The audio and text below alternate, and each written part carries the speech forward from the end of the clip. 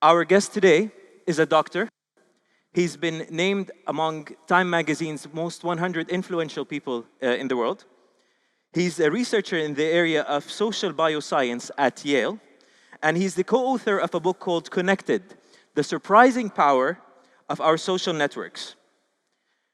Ladies and gentlemen, please welcome Dr. Nicholas Christakis. Hey, Doctor, how are you? Good to see you. good to see you. Please. First of all, welcome to Dubai. Thank you very much for having me. Thank you to everyone, ladies and gentlemen. Thank you. We want to know what's your expert opinion.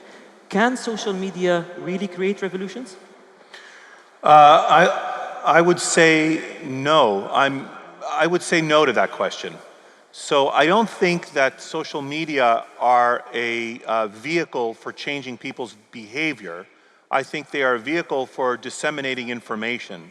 So think about when the telephone was invented. When the telephone was invented, all of a sudden strangers could call your house. Just because a stranger calls your house and tells you to buy a product doesn't mean you're going to buy that product. On the other hand, if a friend of yours who you know and trust and whose judgment you like calls you and encourages you to buy the product, then the telephone serves as a medium to transmit that kind of influence from a person known to you to you. And that's a different kind of a function. The medium there, the telephone or social media, for example, could function in a way that facilitates communication between individuals in two ways. So we have to think of this as layers. At the bottom, we have a layer of weak ties. We have a layer of people who are sort of vague acquaintances to each other. And on this layer, information might spread. So for example, you might acquire information about what's happening in the neighborhood or in the community, what kinds of things people are listening to or what they're buying, or what kind of behaviors they are evincing. Above this would be a layer in which you might imagine you could have your close social connections. And most people only have about 4 or 5 really intimate friends and family members, for example, whose judgment they really trust. Through this layer, you might actually have behavioral influence. So for example, if someone in this layer says they're interested in a movie, you might not even notice. Or if you do, you might not even care. Whereas on this layer, if someone says, oh, this was a terrific movie, that might make you want to go see that movie. So here, information about the movie might spread. Here, behavior to act on it might spread. It's like, I think one of the things that's really important to understand about networks and about social media is that social media are grafted onto a very ancient tendency of human beings. So for example, think about this. My grandmother, who was in Greece, my great-grandmother actually, who was born in Greece, when she was a little girl, if you could talk to her today and ask her, she would say she had 1 or 2 close friends when she was a little girl. Maybe a group of 4 or 5 girls playing together. This would be in 1910 or something. If you talk to my daughter, who's 16 now, and ask her the same question, she'll give you the same answer, even though she has an iPhone in her pocket.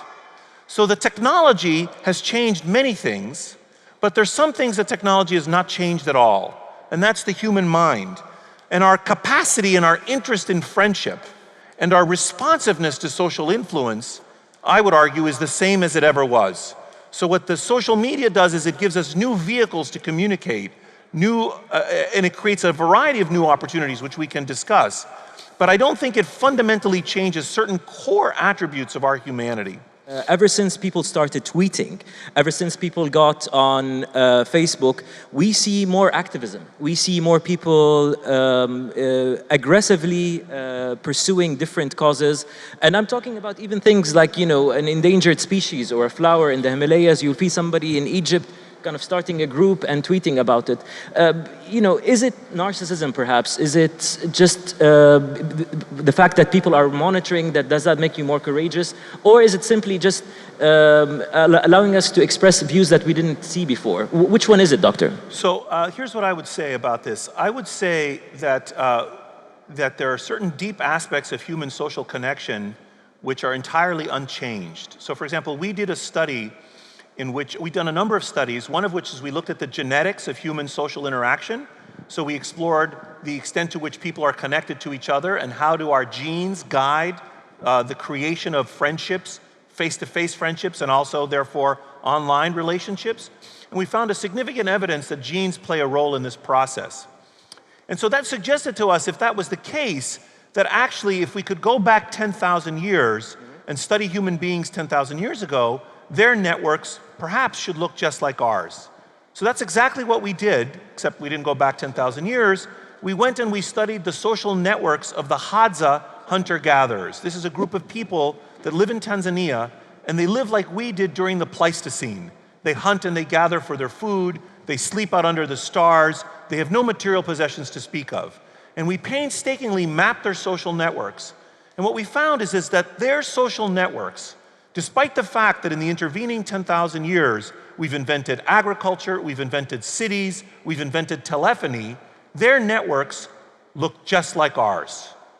Visually and statistically and mathematically, despite the fact that we use social media and telephones, there's something deep and fundamental, something structural about the network that hasn't changed in all this time. So one of the key ideas to understand is that there are certain ways in which the mathematical arrangement of human beings hasn't changed, and people's desire to affect each other and be affected by each other, this idea of social influence, also hasn't changed. But there are things that have changed. So this desire for connection and contagion is the same, but there are some things that have changed. So I think there are four ways in which social media grafted onto this ancient foundation give us new opportunities. First, there's what we call enormity. So there's the scale that's possible of interaction. So like the Himalayan flower example, before maybe you could spread some pamphlets and you might find 10 people that were interested in the Himalayan flower. Now you might find 10,000 or 100,000 people. So always there was an interest of some individuals to advocate for something, but now you can get a bigger scale. The second thing is what we call communality. So it used to be the case that people could band together to do things. But now the internet facilitates this banding together on a grand scale. It abets cooperation in certain specific ways. So it's like human beings can now look like flocks of birds changing direction, or schools of fish changing direction, and Wikipedia is our equivalent to a flock of birds changing direction. Lots of little people contributing their own little bits of information create a whole that's greater than the sum of its parts. So Wikipedia is more accurate than any one person's opinion. Everyone is contributing a little something. So that's communality. The other thing that the social media and this type of internet technology, in our judgment, facilitates is what we call specificity. So 30 years ago, if you wanted to find a veterinarian in the Norwegian army, this would be a very difficult thing to do. And now, with a few clicks, you can find such a person, so specificity. And the last, I would say, is virtuality. And that's the ability that the internet gives us to assume alternative identities. So people can pretend to be people they are not. People could always do that. They were always people who acted as if they were not. But now the internet facilitates that on a greater scale. So these four ways, I think, are ways in which the social media sort of abet or facilitate kinds of behaviors that we always kind of showed, but on different scale and order of magnitude. Thank you. I want to build on that and just kind of touch a bit on your book, connected the surprising power of social media. If we take what you just said and assume that in a laboratory, such as the one you manage, if we can control a person's environment so that we control the friends he's connected to, or the people that he might listen to, does that mean that you can artificially control somebody's preference or push a person in a particular direction? Do you have any research relating to that?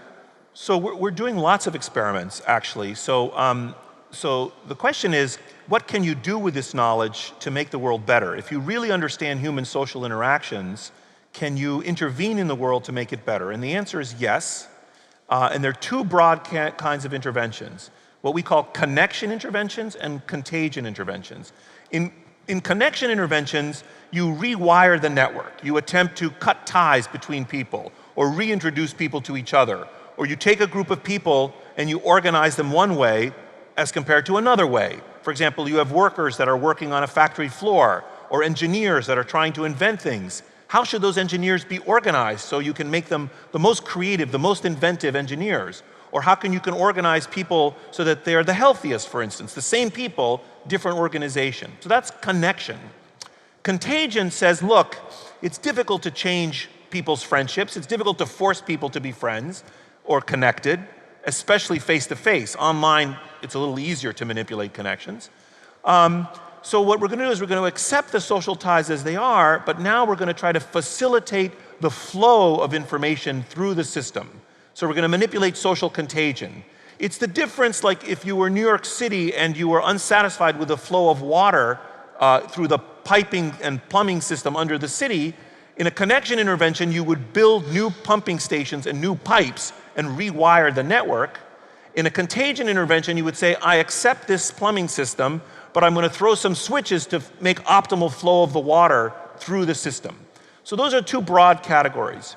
In our laboratory, we're doing many experiments. I'll give you an example. So I can take a group of, we have this virtual laboratory which we've created, and we can recruit people from around the world, and they come and they spend an hour in the laboratory, and we pay them small amounts of money, and they participate in these experiments. And I could take you people right there. I could bring you into this laboratory, and I could connect you in one way, and I could make you really kind to each other, so that you're really nice and altruistic and generous with each other. Or I could take the same people and the same number of ties, and by mathematically manipulating those ties, by using different mathematical algorithms to connect you to each other, I can make you all very mean to each other and abusive to each other and take advantage of each other. So it's the same people, the same number of connections, different architecture of the connections, different topology converts those people to be better or worse. Or the same kind of thing can be applied now, for example, with the engineering example. So you can take 2,000 engineers that work for a firm, and by manipulating who is in connection with who's contacted to who, you can make these engineers inventive, more creative, or less creative. Same brains, same engineers, different pattern of connection, you get a different amount of social capital. So we've done many experiments like this that have looked at things like health, of course, cooperation, innovation, and different sorts of outcomes like that. In addition, we've been experimenting with what we call bots. So, for example, if there are, I don't know, maybe a couple hundred of you here or something, I could probably sprinkle 3 or 4 robots in this group. These wouldn't be face-to-face. You would obviously recognize a machine that was a robot. But if you're online, you don't know that someone's a robot. We could sprinkle in just a little bit of artificial intelligence and change the behavior of the whole group by experimentally manipulating the presence of bots, of AI agents. You don't want too many, you don't want too few, you want them in specific locations, they have to behave specific ways, but we're experimenting with this to try to understand. And I'll give you an example. So after the Fukushima disaster in Japan, there was a lot of information that was spreading about the disaster that was both true and false. Now, the thing about the truth is that it's boring. So the spreading dynamics of the truth are very different than the spreading dynamics of false. I mean, think about your own self. When you hear a true piece of information about your neighbor, oh, they are sick and they went to the hospital, you're like, boring. But if you hear a gossip about your neighbor, oh, they left town because they had some secret business to conduct, then you pass that gossip along. So false information typically is more appealing than true information. And it doesn't have the same coherence as true information.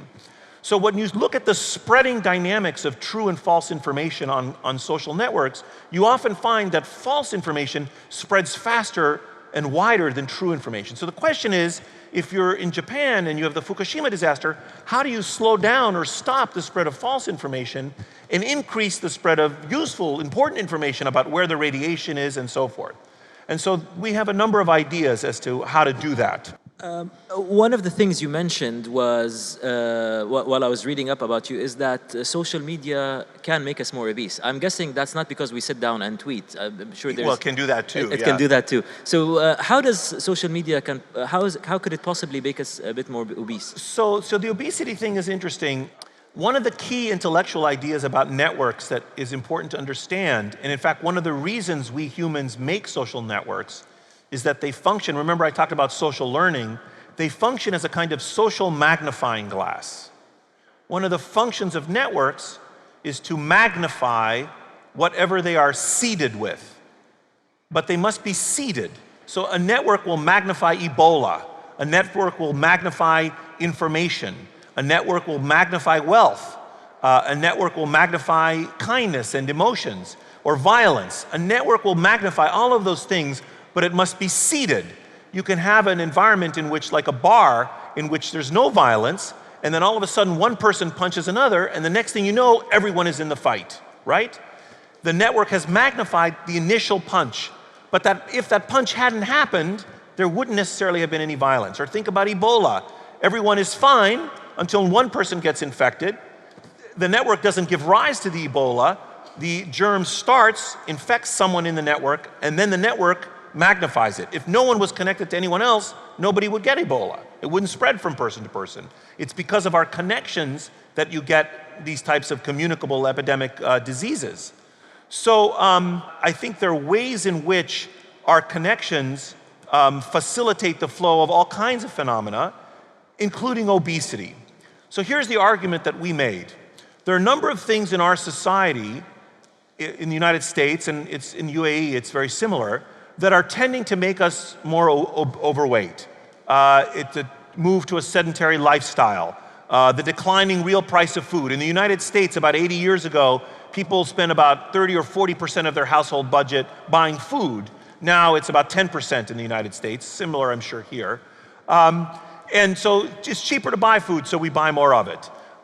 Change in our leisure activities, change in our work activities, change in the marketing of foodstuffs. All of these things are making us gain weight.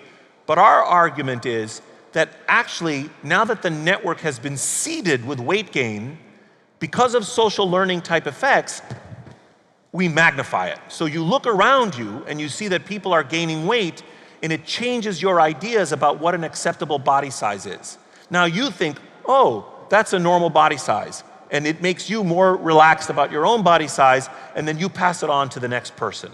So this is one of our arguments. But this also suggests that you could intervene in social networks, whether in schools, for example. There could be interventions in schools to get kids to eat differently or exercise differently, or online, through online media, you could intervene in ways to actually make a dent in the obesity epidemic. I do like what you said earlier about using this research for good. And one of the things that are really impressive with the kind of efforts that the Dubai government does is the sort of projects and initiatives put for using technology for the good. A recent example was the Worldwide Drones for Good competition, Yeah.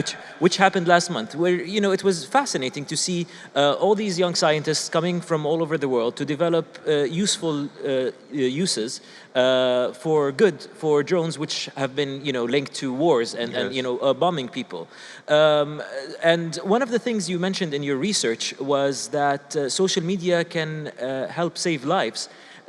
In terms of fires or natural disasters, in a way, perhaps it's kind of a 21st century version of when we used to store phone numbers in case of an emergency of people we relied on or next of kin or something like that. Can you tell us a bit more on how social media perhaps can be used for good? Because I think a lot of people at this forum are very interested in that topic in particular. Well, let me give you an example of something that I thought was a little silly use of social media, but very clever, but you'll see in a minute why it's not such a big deal. So it turns out that when there's an earthquake, people use their phones in a very different way. First of all, people stop using their phones, so all of a sudden there's like a lull, then there's like a spike in phone usage, and you typically call the people that are closest to you to tell them you're okay. You don't order groceries all of a sudden on your phone when there's an earthquake. So the behavior that people use, that people evince at the time of an earthquake, actually is very distinctive. Now, it turns out that if you're the phone company, you can wait for a signal like that and detect an earthquake. So you could build an earthquake detection platform based on a distributed set of human sensors who are all of a sudden change their behavior in a particular way. Now that is actually not such a great thing to do because we have better ways of detecting earthquakes. Frankly, anytime there's an earthquake anywhere in the world, there are departments in the United States that know right away that there's an earthquake, not just in the United States, but anywhere in the world. You know, seismographs, for example. So that wouldn't be a great use of social media. But there are other things that are a great use. So one of my favorite examples of this, and it's increasingly being commercialized, is using people as sensors as they move on a highway. So people are flowing through a highway. First of all, you could use the movement of these individuals on a highway to map a whole city if you wanted to. Now, we don't really need that anymore because everything has been mapped. But even in the absence of such mapping, the fact that when you're driving, for example, in the desert, there may be certain roads and certain paths that haven't been mapped, you could trace people's movements and identify the roads in the desert using the people as a kind of sensor, because of course they're not going to the left or to the right where the car can't go, they go in this location. So you could map a city or any environment by the flow of individuals triangulated using mathematics of their cell phones, these little devices that they're carrying. But now let's say you have a city and everyone is moving. You can now use the velocity of the people moving on a highway as a way of detecting whether there are traffic jams. So everyone is moving smoothly, all of a sudden people slow down, the phone company knows right away that there's a traffic jam in this location. And now what they could do is actually you could devise a service where instead of broadcasting to everybody there's a traffic jam in this location, and I'm at home in bed, I don't need that information, you broadcast it using text messages, say, specifically back to the individuals who are on that road but behind the traffic jam. Sort of a narrow casting, focus, distribution of information to the individuals who helped create the information that would be valuable. So people further back on the highway, not those that are right at the traffic jam. So there are ways in which you can imagine using social media to invent whole new tools, whole new technologies or techniques. These are two tiny illustrations, and many of you in the audience, I'm sure, are familiar with many more. So endlessly people are making advances right now. And once you have a sound platform, you find that people come up with all kinds of creative and unexpected kinds of innovations. Right. I want to go back to the point you mentioned earlier about who influences who on social networks. One of the topics that brought up yesterday, we had a lot of social media influencers being awarded yesterday. A lot of them have created innovative ways to use social media for good. But one of the comments from a number of the people in the audience was that a celebrity, for example, who has 2 or 3 million followers, does not necessarily make him influential, at least not to me. No. So what's your views on that? What makes a person influence another? Is it the number of followers, or is it the type of relationship that you have with this person? I would say it's more the latter, and I have 3 things I want to say in response to that question, one of which I'm sure I'll forget, which has to do with... I'll remind you. Yeah, with influence, but I'm gonna say, I'll start with a little story. So about 4 or 5 years ago, an actress in the United States who was rather well known, she had 1 million Twitter followers at the time, sent a tweet out about our book. So my colleague James Fowler and I had written a book about social networks called Connected. And she sends a tweet about this book to her 1 million followers. And on that particular day, that tweet was retweeted 1 million times. So 2 million people got a tweet on that day with a link. If you click on the link, you went straight to the Amazon.com website for our book. Now, James and I, because we're very neurotic, used to follow the sales rank of our book. Day by day, we were, at that time, not anymore, looking to see what happened. And we saw that when she tweeted our book on that particular day, we did not sell a single extra copy of the book. Not a single extra copy, despite 2 million tweets. And this illustrates the point that I made earlier, which is that Twitter, for example, can be a very powerful medium for the dissemination of information, but not necessarily for behavior change. Maybe this actress's best friend, 1 out of 2 million people, if she saw the tweet, might say, oh, that's my friend Alyssa recommending this book, I should go buy it. But the other 2 million people, they're not so influenced by necessarily they're not going to change their behavior based on what Alyssa Milano just tweeted. So I told this story at an event about a few weeks later after it happened, which was about using networks to get people to quit smoking. This was in Washington, D.C., and there was a woman in the audience who was well known on the internet, Susanna Fox, and she said, well, That's because it's Alyssa Milano. If you had gotten someone really influential like Tim O'Reilly of O'Reilly Media to tweet it, then you'd make a difference. So we contacted Mr. O'Reilly, who we knew, and we asked him if he would send a tweet for our book. And I can't remember, I think he had maybe 2 million followers at the time, or 4 million. And he did send a tweet to our book, and we sold 1 extra copy of our book. So then Susanna got really upset about this, and she had 4,350 followers at the time. She said, well, I'm going to tweet your book. And she tweeted our book, and we sold 4 or 5 copies when she tweeted our book. Now, this is just an anecdote. It's just a story. It's not an experiment. It's not science. But it illustrates some of the ideas that we want to make. What's the difference? Well, the 4,350 people that are following Susanna Fox are paying much more attention to her. And the millions of people that are following these other guys aren't necessarily paying attention, first point. Second, influence can be very product specific. So if Alyssa Milano had sent a tweet about, the actress had sent a tweet about lipstick, for instance, maybe lipstick sales would have gone up, right? So you have different people that you pay attention to about different products, for example. So one of the things that's really important to understand about this is that even though we use the word influence, or even though we use the word contagion, for example, we have to put a little asterisk by it and recognize that it depends.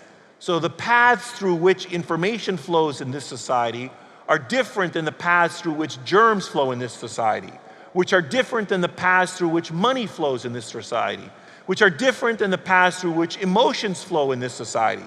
So different phenomena spread, and we're influenced by different people about different things. It's not all the same. So as in anything in life, there's an enormous play of luck in any phenomenon, and I think it's really important that we remember that after the fact, it's very easy to see who was successful. So you honored all these people, and no doubt many of them were incredible. I saw it when I arrived last night, and I was running on the treadmill at the hotel, and I saw the whole broadcast with Sheikh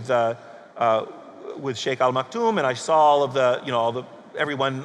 I saw the event and all the broadcasts of the whole event, and all of those people, no doubt, have done extraordinary things. But there were probably 1,000 of people who, that same year, each of those people did the thing, tried something that flopped.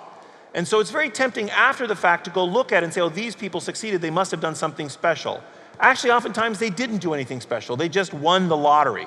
Now, I'm not delegitimating their worth. I'm not suggesting that there's anything unfair or inappropriate. I'm just saying it's important that we also understand there's what is known scientifically as stochasticity. There's a kind of randomness in the system. And it's important to realize that for every 1,000 memes that get started, only 1 takes off. And oftentimes, it's very difficult to know, in fact, it's very difficult to predict in advance which meme will take off. If it has cats in it, it's a higher likelihood. But other than that, science doesn't know very much. I want to open the floor for some questions, but I would like to kind of give some housekeeping rules. If you can kindly introduce yourself, obviously, if you want to ask your question in Arabic, I'll be happy to translate it to the doctor. If you can introduce yourself, keep your questions short and avoid statements, and ask questions rather than statements. My name is Hassan Al-Musawi. I'm from Kuwait. We're partners in Richter Creative Office, and our daily practice is getting influencers to post about products and then tracking sales, like you said. So you talked about the different products for different people. But for me, it's very important that when you're advertising something, you find a pain in the market and then advertise healing that pain. So maybe when she posted about your book or tweeted about your book, she didn't give a reason for people to buy. So it's how the advertisement or how it's structured in a way. Because the same people that follow her, I'm sure, are interested in 1 million things. And she has 1 million. I mean, there has to be at least 20,000 I can sell the book to. But I mean, how was it presented? Yes. So there are 2 parts in your question. First is the content of the message, which is very important. So the basic principle you identified, I think, is right. I mean, I shouldn't tell you. I'm sure you're more expert than I am on this. But the cultivation of a need before you fill the need is basic and crucial. But I want to emphasize something that's really important to understand. I'm not saying that social media are ineffectual. it could be extremely powerful for disseminating information, for example, product awareness, and even potentially for behavior, for buying products. But we need to distinguish that from social influence. So here's an example. If you were a tire manufacturer and you were selling tires 30 years ago, you could put ads on television and broadcast your tires. And that would be a very broad casting. Or you could say, I need to segment the market. I need to find men aged 20 to 40 who are likely to own a car, and I need to send the tire advertisements to those guys. And so you look around at the available media and you say, okay, these magazines are the magazines that men 20 to 40 who could own a car are likely to be subscribing to. That's where I'm going to do my ad buy. That's where I'm going to put my ad, right? Targeted advertising. And I think you need to think of social media the same way. So what's happening in that case of the actress is that she is providing, her followers are the segment of the market you're trying to narrowcast to. So instead of broadcasting to the whole world, you say, and instead of defining people based on socio-demographic attributes, male, age 20 to 40, owns a car, now you define the target audience based on followers of this person and followers of that person. Those are the people who are likely to be the target audience for my product. But that is a different use of social media to identify a market segment than the kind of interpersonal influence that we've been discussing. Do you have a follow-up question? Yes. Please. I think I fully agree with what you're saying. But for me, I see that Instagram it's an entertainment place. Yes. I follow people to be entertained. Yes. So I cannot choose people and say, okay, this person, this type of segment, follow them, this demographic, follow them. I wouldn't be able to know because they're there to enjoy themselves. But what's happening now is lots of the advertisement that's happening in social media, let's say for your book, the ad would be, stay connected, be with, it'll be something like this. It's You're hired. It's very superficial. So what we feel like, I can only say my experience at the end of the day. I'm sure your region, you have different experiences. But what I would do is I would wait and pinpoint a problem that they would have daily. Do you find that your friends are getting more Facebook likes than you are? Yes. Do you know what I mean? This is the way, this is why express yourself better. This is more of a human pain, more of an emotional pain, and that's how you target people, I think. I totally agree with that, the framing of messages that way, that identify a need or create a need and then fill it. I think that is totally right. But I want to emphasize that that has to do with the content of the message. You could use that insight regardless of whether you are using social media. I could speak to each of you one at a time and use that same idea that you're describing. Absolutely. Thank you so much. Thank you. We'll move here to award-winning journalist Diana Mukallid. Thank you, Faisal. Dr. Nicholas, you argued about our humanity on social media, that it's not changing. In the past 4 years, we have lived through difficult situations in the region. I remember in 2011 when there was a killing or a massacre, we all used to mobilize ourselves on social media. Through the past 4 years, we've been bombarded daily by images, by violence. I think now we feel helpless. We cannot be more active. Have we reached a level of saturation? Are we becoming more numb when it comes to our humanity, when we see so much suffering and killing around us? Fantastic question. Fatigue, doctor. Are we suffering from fatigue? Not you personally, I mean us in general. That's a really good question. I think, I don't think that question is specific to social media. I mean, I suppose probably people made similar arguments when newspapers were invented, that now every day you could see bad news and eventually people wouldn't care about bad news anymore. I think there is a way, and also I suspect the same argument was probably made when CNN was invented and you had the 24-hour news cycle, right? And so it used to be once a day you tuned into the news and it had an impact and everyone got the same news. Now, 24 hours a day, you could watch bombings all over the world, and of course, people like to watch violence more than they like to watch peace, which is a sad commentary. But the way social media does that, which it has a number of other magnifying properties that we were discussing earlier with Faisal, I think it may be contributing actually to some numbness. And in that regard, I would put that as a downside. So on the one hand, it facilitates the flow of information and also facilitates interpersonal influence. On the other hand, you can become inundated with this. We have an example in our book. Facebook used to have this thing, I don't know if they still have it, where if your friends broke up, it would put a little, like if two of your friends were partnered with each other and then their relationship was broken, Facebook would put a little broken heart like in your news feed. And maybe they stopped that because it, you know, like if you have 1,000 friends, probably on any given day, there are 2 or 3 people that need your consolation. And you can't possibly spend every single day reaching out to people you know who are now sad because their relationship has ended. So I think you probably are right about that being a downside, but I'd have to think about it some more. Any follow-up, Diana? Thank you. As this is a social media forum, I'm going to take a few questions from social media. Okay. So Noura has tweeted an opposing view. She thinks that social media can create revolutions. Can or cannot? Can. You obviously said a clear no. She disagrees and says, of course, social media can create revolutions, and this thing has actually happened. I've read thousands of studies and PhDs about them. Well, I mean, I would like to see those studies. I don't think that, that social media can take someone who isn't interested in rebellion and make him or her rebellious. I think social media can take someone who is interested in rebellion and give him or her information that would be useful to act on his own desires.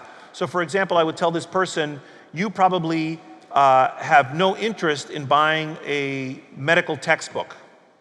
I could inform you about a medical textbook, but you don't have any desire to buy a medical textbook, and no amount of my buying a medical textbook is going to make you buy a medical textbook.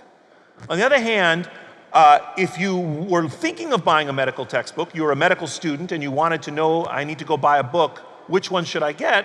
My informing you that this is the textbook that I think is best now will affect your behavior. So here's a way in which information or behavior for me can spread to affect information and behavior from you, because you were already the kind of person who wanted to buy a medical textbook. So the flow of information facilitates your ability to act on a behavior that you were just about to express anyway. But I can't force you to do something you weren't otherwise going to do just by merely announcing that, for example, you know, it's time to buy medical textbooks. I feel a lot of people, perhaps because you know what happened was kind of phenomenal in that sense, so that people want to look at perhaps a supernatural power that kind of created this. But you know, we were talking backstage about this. Social media is sort of an evolution of brochures, magazines, scripts on walls. It's another tool of communication, but perhaps with a bit more abilities. Is that a yeah? I mean, I would way? say that social media represent a kind of evolution in human communication capabilities. And I think, you know, I think that they are sort of like the printing press or the telephony or the internet, for example. They represent another step in an endless step in evolution of communication. I need to emphasize something else. I'm not saying that social media are no different. They are different. I'm just saying that they are quantitatively different, not so much qualitatively different. So for example, if you look at, there was a study that was done that looked at the dispersion of people in France 200 years ago. So think about this. Up until the invention of the telegram, the fastest that a message could travel was the speed at which a human could travel. So a human would have to get on a horse or walk to deliver a message, or get on a horse or a boat, and the message would travel at the same speed as a human. We had signal fires, of course, and certain other means where you could transmit the message faster than a human could travel, but those were rare. Most messages, if not all messages, moved at the speed with which humans could move. When the telegram was invented, it suddenly became possible to transmit information at a speed faster than humans. And then we had, of course, the telephone was invented, and then eventually we had radios and television and the internet and subsequent series of inventions. We're reaching the peak at which the speed at which a message can go. It doesn't matter if a message can travel at the speed of light. Once it's traveling within seconds, it doesn't matter to ordinary human beings. So the messages became faster and faster. In parallel with this, 200 years ago, over the course of a day, the average human might move, people had looked at some studies, might displace themselves by about 100 meters. And now the average displacement of a person over the course of a day might be 100 meters. Now it might be 100 kilometers. So people now in the course of a day move about 1,000 times more distance than we did 200 years ago. And as we're moving around, population density on our planet has gone up. So we're bumping into more people. So what's happening is the social complexity of our lives is growing very rapidly. We are moving greater distances. We're traversing through spaces in which there are a higher number of people per square mile, and we're able to instantaneously communicate with people. All of this is changing, and there's no doubt that this is a very different kind of world than we were 200 years ago. I don't deny it. But the fundamental reality is that we're still human beings. We still have a certain number of friends. We still love our spouses. We still have goodness and evil in us. Those things don't change. And I think it's really important not to just because we've invented a new medium, to think that somehow that's leading to a radical change in human behavior. I'm from the Sultanate of Oman. I would just like to know your view about this comment. I've been really studying a lot of social media channels and behaviors. And what I came to realize is, and specifically this part of the world, since you've spoken about tribalism and about the science of the human being, I came to realize after the evolution of social media that a lot of people started developing double personalities. And it is actually very true, because when you actually come to meet them in real life, they actually lose their credibility of being an influencer or someone who's very active on social media. So I would really love to know your view about this, since we are talking about the science of human beings and yes, how people are on social media today and how the development of double identities. And is that, a reason for people to be mental in that way? Excellent question, yeah, that's Doctor. Also a really good question. So I think you're exactly right that people can have different online persona and a different face-to-face persona. That's totally right. But I would invite you to realize that that's not new. So it's possible, for example, if you go back 100 years, you could have been a very influential person when it came to religious affairs in your church or your mosque or your synagogue or whatever. So you could be very influential in this realm, but actually not very influential in any other realm, like in commercial affairs, for example. And so the same person who might seem very charismatic on the soccer field, and all the players want to be with this guy and interact with this person and be influenced by him, when he gets off the soccer field, he's a total idiot, and nobody is interested in what he has to say or anything like that.